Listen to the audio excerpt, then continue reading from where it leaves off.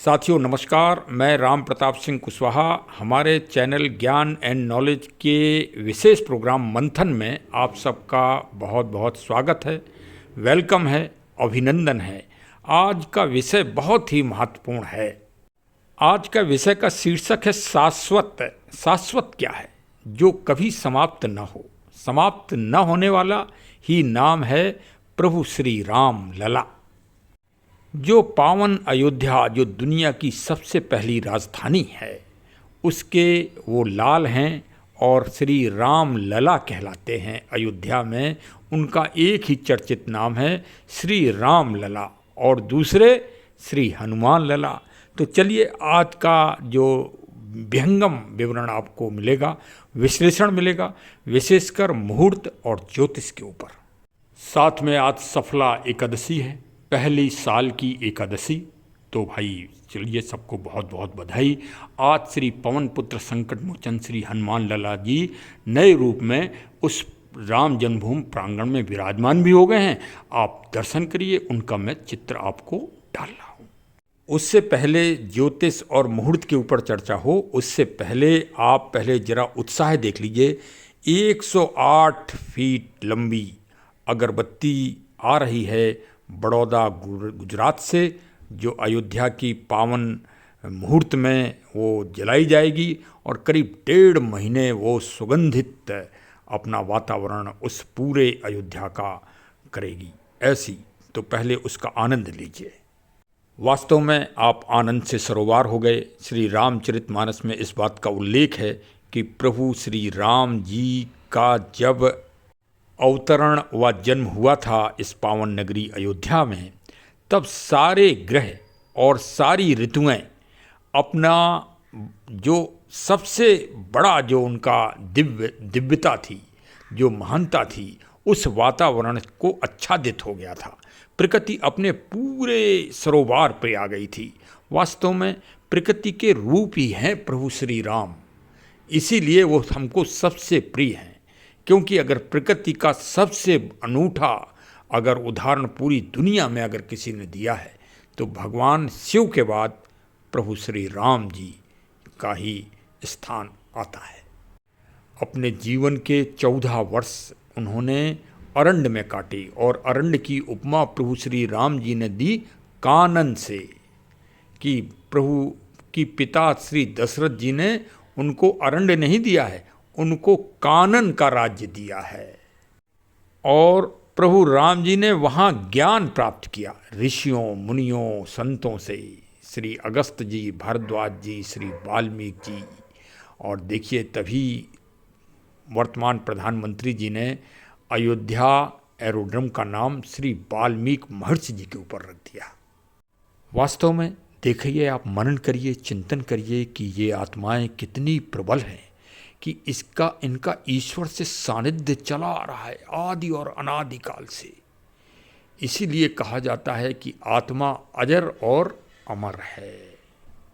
एक चीज़ आप और पाएंगे कि एक विशेष टास्क के लिए, विशेष लक्ष्य के लिए जो भी ईश्वर की नियंता हैं, जो मतलब ईश्वर की शक्तियां हैं, वो एक विशेष व्यक्ति को विशेष काम के लिए ही भेजते हैं।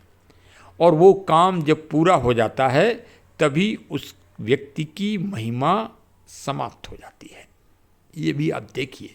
तो आज ज्योतिष की पर चर्चा होना है और मुहूर्त की।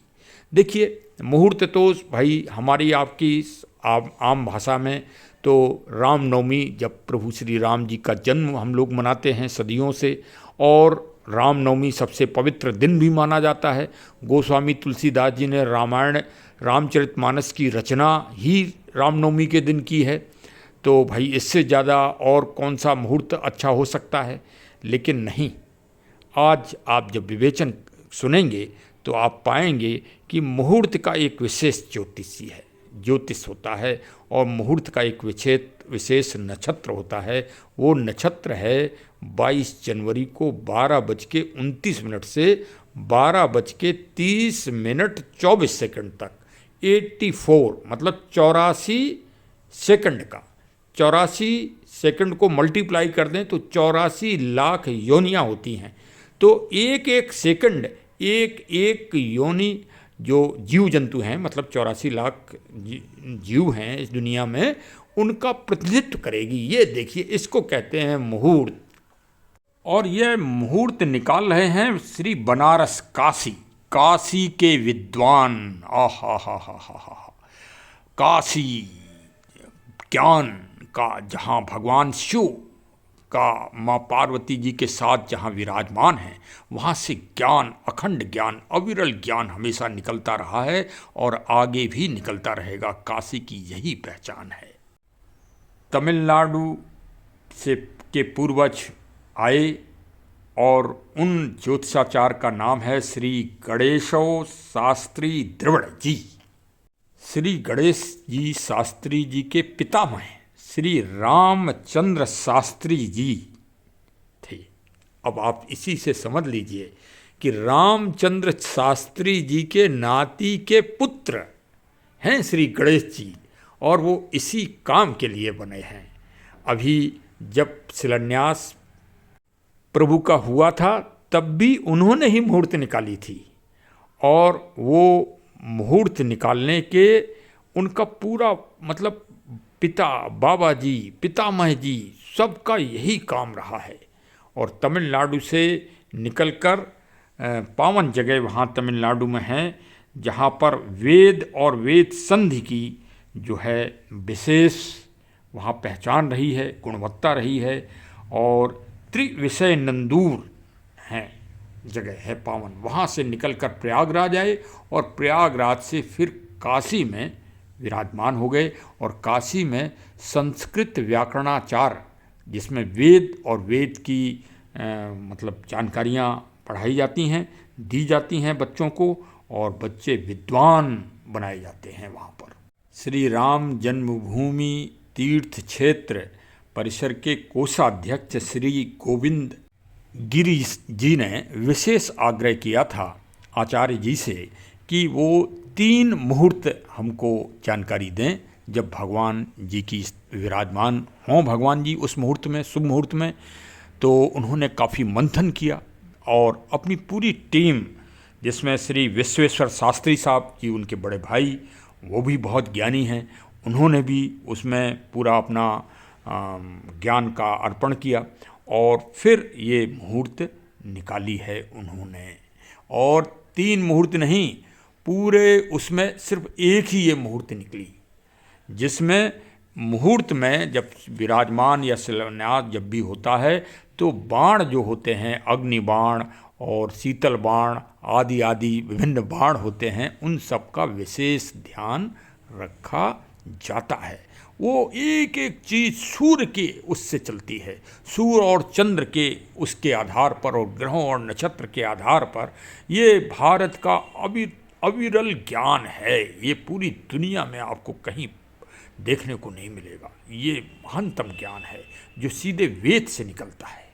देखिए, जो भी मुझे जानकारी मिली है वो भी बहुत महत्वपूर्ण है, मैं आपको शेयर कर रहा हूँ। और थोड़ा बहुत मुझे भी जानकारी है, क्योंकि पुलिस वालों को थोड़ी बहुत जानकारी हो जाती है ज्योतिषी वगैरह की, तो उसी कुछ रुझान भी होता है, तो उस आधार पे मैंने भी भाई जानकारी की। एक तो 12 कच्छप तिथि है भाई, सबसे उच्चतम। कच्छप मतलब, अभी मैं आपको चित्र भी दिखा रहा हूँ, छोटा सा एक क्लिप है जो मैंने बनाई थी कछुआ की ही, वो भी ज़रा देखिए, फिर आगे आपको बताते हैं। अब आपने देखा कच्छप जी को कैसे ज़मीन पृथ्वी के अंदर वो घुस के और अपनी स्थिति की मतलब वातावरण और सब के साथ वो अपनी पकड़ को मजबूत करते हैं कि चाहे पूरा ट्रक निकल जाए उनके ऊपर से, लेकिन विचलन नहीं होता, वो अपनी सुरक्षा कर लेते हैं। उसी तरह से 12 कच्छप तिथि में जब स्थापना होगी तो वो पावन स्थान अद्वितीय हो जाएगा, अखंडनीय हो जाएगा। और वो तो अखंडनीय है ही, क्योंकि 2.5 दिन मैंने उस पुण्य जगह पर, उस पांडाल में जहाँ प्रभु जी बैठे हुए थे अपने भाइयों के साथ, मुझे 2.5 दिन पूरी सर्विस के दौरान सिर्फ 2.5 दिन ही मुझे मौका मिला, जबकि मैं वहाँ 2 साल पोस्ट रहा। और मैंने बहुत प्रयास किया कि गर्भगृह में हमारी ड्यूटी पंडाल के अंदर लग जाए, लेकिन 2.5 दिन से 1 दिन न ज़्यादा लगी न 1 दिन कम लगी। एक एक सेकंड, एक एक मिनट की वहाँ ड्यूटी का वो होता था, उसमें 2.5 दिन का हमको मौका मिला और असीम आनंद की प्राप्ति हुई साहब उस पावन पुण्य जगह। वास्तव में वही जन्मस्थली है प्रभु की। देखिए, हम ये भी बता दें आपको, उस पांडाल के अंदर प्रभु जी के अलावा सिर्फ एक पुलिस वाला सिपाही, एक दरोगा जी और एक पुजारी जी, 4 पुजारी जी आया करते थे बारी बारी से।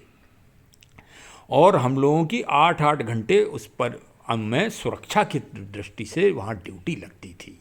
बाहर CRPF का राउंड रहता था और अंदर सिर्फ सिविल पुलिस का ही आदमी जाता था और कोई बड़ा से बड़ा VVIP भी गर्भगृह के अंदर कभी नहीं जा पाया। उसी पावन ग्रह जन्मस्थली में प्रभु विराजमान होंगे। आप ये मत सोचिए कि ये कोई पार्टी, राजनीतिक पार्टी या राजनीतिक नेताजी ये काम कर रहे हैं। हमारी आप चिंतन को सुनिए, वो सीधे सीधे प्रभु जी ही अपना कार्य करा रहे हैं। और हमने, कई लोग जब हमसे पूछते थे कि भाई ये बताओ कि मंदिर बनेगा कि नहीं बनेगा, तो हम उनसे यही कहते थे कि जिस दिन प्रभु यह तय कर लेंगे कि उनके नाम से कहीं एक बूंद खून नहीं गिरेगा, भाई वो तो हालचाल आपने देखे ही हैं 90 में 92 में, विकराल रूप देखा है आपने पूरी दुनिया में क्या हुआ था। जब ऐसा वातावरण हो जाएगा तभी प्रभु विराजमान हो जाएंगे। वो 22 जनवरी आ गया। अभी 10 दिन पहले जो गुरु होते हैं, मतलब जो ग्रहों में सबसे बड़े बृहस्पति माने जाते हैं, तो वो अभी बकरी थे 10 दिन पहले। अब 10 दिन से वो मार्गी हो गए हैं, मतलब शुभ घड़ी में आ गए हैं। और जब गुरु बृहस्पति जी शुभ घड़ी में आ जाते हैं तो सारे अन्य ग्रह जो है उनके हाँ में हाँ करते हैं, क्योंकि वो गुरु हैं, ग्रहों के गुरु सब हाँ में हाँ करते हैं। तो 22 जनवरी को बृहस्पति जी मार्गी दशा में होंगे, जो सारे दोष समाप्त कर देते हैं। और लग्न के 5वें और 7वें 9वें भाग में कर्क की दृष्टि पड़ेगी। कर्क मतलब जो धार्मिक अनुष्ठान कराते हैं। बृहस्पति और कर्क की जब युक्ति बनेगी तो उस पावन स्थान पे सद्विचार आएंगे और लोगों का जो दर्शन करेंगे उनका भाग्योदय होगा और हर जगह शांति का वातावरण होगा। उन्नतिशील विकास की धारणाएं, मानसिकता लोगों में प्रफुल्लित होगी। लग्न से 6ठे स्थान पर बुध हैं और 11वें स्थान पर शत्रु हैं और शनि जी की मतलब बहुत अच्छी स्थिति है, जिससे शत्रु परास्त हो जाएंगे। लाख लोग विरोध और षड्यंत्र और कूटनीति कर रहे होंगे, लेकिन किसी की भी नहीं चलेगी। ऐसी दिव्य मुहूर्त श्री गणेश ज्योतिषाचार्य जी ने निकाली है और इससे देश का ही कल्याण नहीं होगा, भगवान जी की जो स्थापना की मुहूर्त है उससे पूरे विश्व का कल्याण होगा और बंधुत्व की भावना जन जन में व्याप्त होगी। ऐसा मुहूर्त है साहब, दिव्य। इतना अच्छा विवेचन आपको कहीं सुनने को नहीं मिलेगा। हाँ, मैं बड़ी बात नहीं कर रहा हूँ। हाँ, इसलिए कि ज्योतिष में भाई तो ये तो बहुत ही बिरली चीज़ है, ये भारत की सबसे बड़ी चीज़ है। अंग्रेज इसको सीखने के लिए 250 साल यहाँ रुके। लोग बाग कह रहे हैं कि ये किया वो किया, अरे नहीं, उनकी एक शाखा इसी बात के लिए लगी थी कि भारतीयों का ज्ञान कैसे चोरी किया जाए और इनको कैसे मतलब नष्ट किया जाए भारतीयों को, इसी में लगी थी उनकी एक शाखा। अच्छा, प्रश्न ये है कि रामनवमी जी को मतलब क्यों नहीं हो रही है स्थापना? भाई रामनवमी में तो सारे देव, सारे ग्रह, सारे नक्षत्र, सारे तीर्थ सब अयोध्या पहुंचते हैं। ये तो मतलब बहुत आदिकाल से यही वो चली आ रही है कि रामनवमी में तो कोई बसता ही नहीं। रामचरितमानस में भी इसका विवरण है। देखिए, रामनवमी में पुष्य नक्षत्र है थोड़ी देर का और उसमें है अग्निबाण और अश्लेषा नक्षत्र है। अश्लेषा नक्षत्र को प्रतिष्ठा मतलब विराजमान या मकान का शिलान्यास या किसी धार्मिक स्थान का वो नहीं होता है, विराजमान नहीं हो सकते थे प्रभु। और अग्निबाण है, अगर उस दशा में रामनवमी के दिन कर दिया जाता तो हो सकता है मंदिर में ही आग लग जाती और नहीं तो पूरी दुनिया में आग लग जाती। जैसे रूस यूक्रेन युद्ध चल रहा है, मध्य एशिया में युद्ध चल रहे हैं, वो आग ही तो लगी है। अरे निरीह आदमी मर रहे हैं, वही सब ना हो इसलिए मुहूर्त निकलवाई गई है। फिर लोगों ने आचार्य जी से प्रश्न किया कि साहब दीपावली में क्यों नहीं करवा दिया गया, या अगली दीपावली को? तो इस वाली दीपावली को चंद्रमा क्षीण था, चंद्रमा क्षीण थे, और गुरु जी जो बृहस्पति गुरु जी हैं वो बकरी थे, तो धार्मिक अनुष्ठान हो ही नहीं सकते ऐसी स्थिति में। तो दीपावली की भी मुहूर्त नहीं थी निकली। भाई जो मुहूर्त निकली है वही सबसे बड़ी है। और 22 जनवरी ही क्यों, अब आपको थोड़ा इसके बारे में भी बता दें। देखिए, 4 वेद और 18 पुराण, इनको जोड़ दीजिए तो कितना हुआ? 22। इसीलिए प्रभु राम जी सर्वज्ञ हैं, वो वेदों के भी ज्ञाता हैं, वो पुराणों के भी ज्ञाता हैं, वो सर्वज्ञ हैं। अब एक और रहस्य और चमत्कार आपको बता दें कि श्री रामानंद सागर का जो सीरियल था रामायण, उसमें जो प्रभु श्री राम जी का रोल जिन्होंने किया था अरुण गोविल साहब, उनका जन्मदिन भी 22 तारीख को है, जनवरी में 22 जनवरी को। देखा अब आपने संयोग। और भाई अब हमारे वीडियो को जन जन में पहुंचाइए, इतना बड़ा रहस्य तो कहीं आपको नहीं मिलेगा सुनने को। देखिए, हमने अपने वीडियो में एक विशेष ध्यानाकर्षण किया था कि इस सारे कार्य समारोह में एक विशेष विचारधारा, रघुपति रीत सदा चल आई, जो वंश जो कुल इस रीति को, इस परिपाटी को आदि और अनादि काल से करते चले आ रहे हैं, अपना उन्होंने जीवन सर्वस्व निछावर कर दिया, उस विचारधारा को थोड़ा हाशिए पे कर दिया गया है। ये एक दुखद है। और यदि उनका उस विचारधारा का सम्मान अगर आपने देश में नहीं किया तो इस देश को आप सुरक्षित भी नहीं रख पाएंगे। ये भी आप नोट कर लो। हमारे गणमान्य लोगों, जो भी इसके मतलब प्रबंध करता हैं, वो ध्यान रख लें इस बात को। आज 22 जनवरी को मैं एक और गौरवशाली आपको प्रसंग सुना रहा हूँ, जो इन्हीं विचारधारा के हैं। वो हैं श्री ठाकुर रोशन सिंह साहब। इनका नाम सुना होगा आपने। भारत के महानतम क्रांतिकारी साहब का जन्म दिवस भी है, और वही कारण है क्योंकि जब वो फांसी के फंदे पर लटके थे तो उन्होंने प्रभु श्री राम जी की जय जयकार बोलकर वंदे मातरम का नारा लगाया था।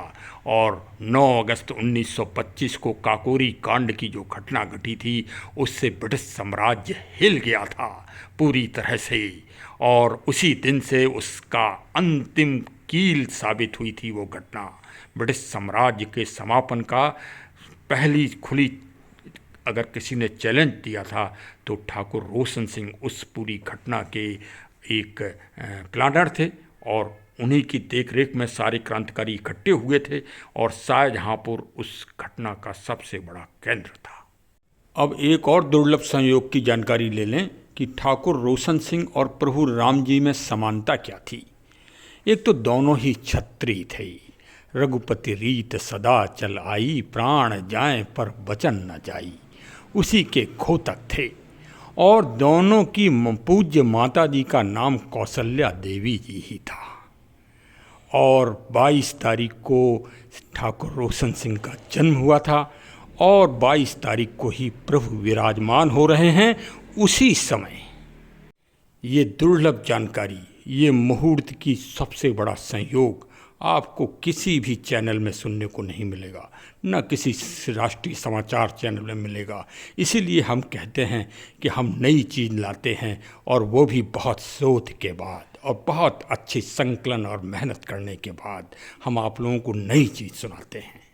शायद फांसी के फंदे पर जय श्री राम जी का जो नारा और वंदे मातरम का नारा उन्होंने लगाया था, उन्हीं की ये आवाज़ आज बुलंद रूप से 22 जनवरी की मुहूर्त, और ये जिस टाइम उनको फांसी लगी थी उसी टाइम अभिजीत मुहूर्त में ही भगवान विराजमान हो रहे हैं। इसको कहते हैं संयोग, इसको कहते हैं दुर्लभ मुहूर्त। वो महान क्रांतिकारी जी की जो आवाज़ थी फांसी के फंदे पर, वही आज सत्य हो रही है। उन्होंने जो कल्पना की थी देश की, भारत देश की महानता की, वो आच्छादित हो रही है। सत्य बात तो ये है। प्रभु राम जी की जिस पर कृपा होती है उसे कोई दूर नहीं कर पाता। आप लोग क्षणिक जो है उस विचारधारा से जो है उनको दूर कर रहे हैं, ऐसा मत करिए। ऐसा मत करिए। इसके अलावा मैंने अपने पिछले ब्लॉग में कुछ अध्यक्ष श्री नृपेंद्र मिश्र साहब को और महासचिव श्री चंपत राय साहब को तथा सभी वरिष्ठ लोगों को मैंने कुछ सुझाव दिए थे कि मुहूर्त देखिए, मुहूर्त, और आप आगे पीछे पेड़ लगवा सकते हैं, आगे पीछे आप गद्दियां समारोह में डलवा सकते हैं, राजगद्दी पूर्व जो हमारे महान दिव्य आत्माएं हुई हैं उनके लिए आप इस समारोह में, इस शुभ मुहूर्त में ये 2 काम अवश्य करवाइए महोदय। हमारा ब्लॉग जो भी सुन रहा हो वो इस बात की आवाज़ उठाए कि 5 राज सिंहासन, राज गद्दी उसी वीवीआईपी लाइन में डलवाई जाएं और उन्हें विभिन्न फूलों से आच्छादित किया जाए, और साथ में 84 दिव्य वृक्ष जो प्रभु जिनके नीचे प्रभु श्री राम जी ने अपना निवास बनाया था, उन दिव्य वृक्षों का रोपण उस प्रांगण में, राम जन्मभूमि प्रांगण में करवाया जाए और शुभ मुहूर्त में शुभता अखंडनीय रूप से कर दी जाए। क्योंकि प्रभु श्री राम जी ने दुनिया को अगर सबसे बड़ा संदेश दिया है तो प्रकृति पर्यावरण के संरक्षण का दिया है, और क्योंकि आगे दुनिया में सबसे विकट समस्या ना तो आतंकवाद की है, ना सांप्रदायिकता की है, ना ये देश जो लड़ रहे हैं अमेरिका, रूस वगैरह, इनकी कोई समस्या नहीं है। समस्या है सबसे बड़ी जलवायु परिवर्तन की। जलवायु परिवर्तन का जो दंश आ रहा है वो हमारी भावी पीढ़ी को चौपट कर जाएगा, सत्यानाश कर देगा। उस सत्यानाश को अगर बचाना है तो प्रभु श्री राम जी के द्वारा जो महान संदेश दिया गया है प्रकृति पर्यावरण की रक्षा का, वो जन जन में फैलाने की आवश्यकता है। और जो हमारे मृत दिव्य आत्माएं हैं वो कोई भी हों, पक्ष की हों, विपक्ष की हों, उससे मतलब नहीं है। चाहे शेर सिंह हमारे पूर्व सिपाही हों, या श्री बरकत अली जी हों, या नायर साहब डीएम साहब हों, या श्री गुरमीत सिंह साहब सिटी मजिस्ट्रेट साहब हों, या श्री माननीय अशोक सिंघल साहब हों, या माननीय पूर्व प्रधानमंत्री श्री अटल बिहारी वाजपेयी जी साहब हों, सभी के लिए वो राजगद्दियाँ डलना आवश्यक है और जिनमें वो मृत आत्माएं आकर विराजमान हो सकें। प्रभु श्री राम जी के पिता चक्रवर्ती दशरथ जी, श्री रघु, सगर साहब, भागीरथ जी, हरिश्चंद्र जी, सभी लोग आ सकते हैं। जटायु जी की भी आत्मा आ सकती है, सबरी जी की भी आत्मा आ सकती है, और गो साहब की भी आत्मा आ सकती है। सभी को आदर और सम्मान देने की वहाँ व्यवस्था होना चाहिए। और मैं अपेक्षा करूँगा, प्रबंध करता हूँ से कि मुझे भी जानकारी दी जाए कि वास्तव में इस पर क्या कदम उठाए गए। अब अंत में जो हमारी चौथी मांग है कि अयोध्या में जो भी दर्शनार्थी आएँ, जो भी भक्त आएँ, वो सिर्फ श्री राम लला जी की ही जय बोलें और साथ में हनुमान लला जी की जय बोलें। वाह साहब वाह, बस ना अन्य कोई स्लोगन ना बोलें, राम लला की ही जय जयकार पूरी दुनिया में होना चाहिए। क्योंकि लला के रूप में बुंदेलखंड की भाषा में लला बहुत अपनत्व और प्यार भरा शब्द है, उससे बड़ा शब्द बुंदेलखंड की भाषा में कोई है ही नहीं। और जा पर विपदा परत है सो आवती है देश। भगवान अयोध्या से चित्रकूट जी में गए थे, वहीं उनको वास मिला था, तो उस लला शब्द को ही पूरे संबोधन होना चाहिए। चलिए साहब, आप सबने हमको सुना और आनंद लिया, बहुत बहुत धन्यवाद। अब भाई देखो, हम यूट्यूबर साहब हैं और हमारा अब बेल आइकन की बटन दबा दो, नोटिफिकेशन जिससे आपके पास तुरंत पहुंच जाएं। अभी 22 तक बहुत अच्छा विवेचन आपको मिलेगा। मैं अयोध्या जाऊंगा भी और वहां का सचित्र आप लोगों को विवरण भी दूंगा। बहुत बहुत जुड़े रहिए हमारे चैनल से। बहुत बहुत धन्यवाद। जय हिंद, जय हिंद। राम लला जी की जय हो। और साथ में संकट मोचन श्री हनुमान लला जी की भी जय हो, क्योंकि ये सब हो रहा है उन्हीं का चमत्कार।